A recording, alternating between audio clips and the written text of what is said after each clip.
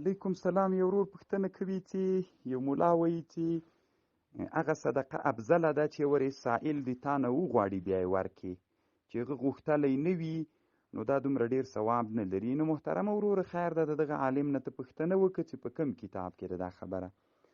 اصل کې محترمه دا ده چې سائل د تا نه سوال وکړ نو دې کې بیا لا خبرې د علماوي. بعضې داسې حالات سته چې د سائل ته شی ورکول ګناه ده لا وروره، حرامه ده، ناروا ده.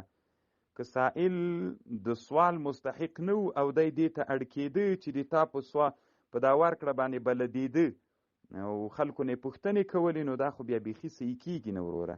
نو خیر د دې عالم نه پوښتنه وکړه که کوم معتمد کتاب کې لیدلي موږ سره دې هم شریکه کړي. الله دې جوړ لره وروره، کامیاب. وعلیکم السلام ورحمت الله وبرکاته. ذاکر افغان په نامه یو ورور پوښتنه کوي چې تهجد څو رکعاته دي؟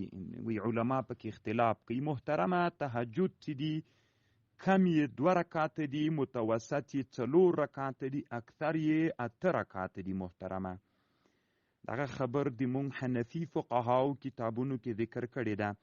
علامه ابن العابدین شامی په رد المحتار کې ذکر کړې ده او نور حنفي علما هم دا ذکر کوي. شامی په 2م جول 580 صفحه کې ذکر کړې ده. نو کله رسول الله 2 وارې کړي، کله 2 رکعاتې کړي، کله 4 رکعاته کړي، کله 8 کړي، اکثر یې 8 ده. الله دې جوړ لره وروره. وعلیکم السلام ورحمت الله وبرکاته. یو ورور سمیع الله جان په نامه له ایران نه پوښتنه کوي. دی وایي که سړی 4 رکعاته تراویح په یو سلام باندې وکړي څنګه ده؟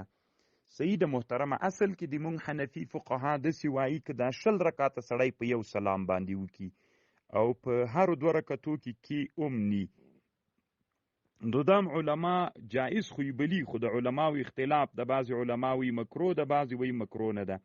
صحیح دا ده ځکه دا خلاف السنت ده. پاتې سو 4 رکعاته بالکل صحیح ده محترمه.